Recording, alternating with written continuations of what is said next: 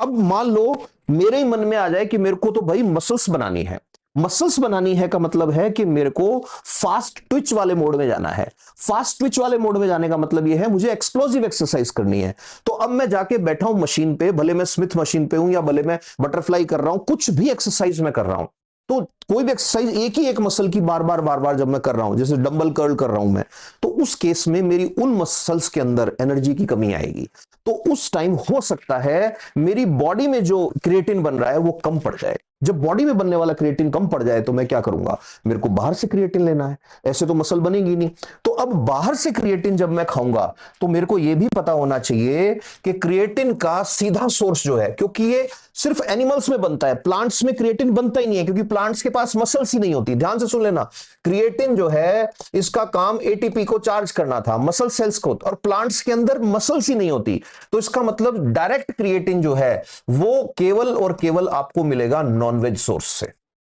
तो मतलब मार्केट में अगर कहीं क्रिएटिन का कोई डब्बा मिल रहा है तो वो किसी न किसी नॉनवेज सोर्स से आया है। अब बात आती है, कोई कहेगा सर हम तो मांस ही खा लेंगे, अभी वेज सोर्स की भी बात करेंगे। तो अभी तो मैं कह रहा था कि वेजिटेरियन होता ही नहीं क्रिएटिन, जब वेजिटेरियन नहीं होता तो वेज सोर्स कहां से आया वो भी बताऊंगा अभी मैं। तो अब एक आदमी कह रहा है कि नॉनवेज में हम तो मांस ही खा लेंगे, पाउडर क्यों लाए हम क्रिएटिन का। तो उस केस में याद रखना, क्रिएटिन जो है वो लगभग 1.5 किलो मांस जो होता है उसके अंदर 5 ग्राम मिलता है मुश्किल से।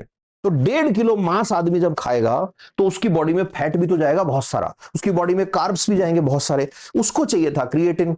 तो इसलिए ये जो पाउडर आता है क्रिएटिन मोनोहाइड्रेट, इसमें क्या करते हैं, उसमें से क्रिएटिन अलग कर लेते हैं, इसलिए बहुत महंगा भी होता है। अब देखो वेज सोर्स कैसे हो सकता है क्रिएटिन का कुछ भी, जब वेज में मिलता ही नहीं। तो वेज में क्रिएटिन नहीं मिलता, बट वेज के अंदर आर्जिनिन मिलता है, वेज खाने के अंदर ग्लाइसिन मिलता है, और वेज खाने के अंदर मिथियोनिन भी मिलता है। तो मतलब कोई आदमी वेज खाना खा के भी क्रिएटिन बना सकता है, उसकी बॉडी बना लेगी। ठीक है, याद रखना डायरेक्ट क्रिएटिन नहीं मिलेगा उसमें। तो आर्जिनिन, ग्लाइसिन, मिथियोनिन, जैसे कोई आदमी अखरोट खा रहा है ना, कोई वॉलनट्स जो होते हैं, कोई आदमी बादाम खा रहा है, कोई आदमी मूंगफली खा रहा है, इसमें भी होते हैं भाई।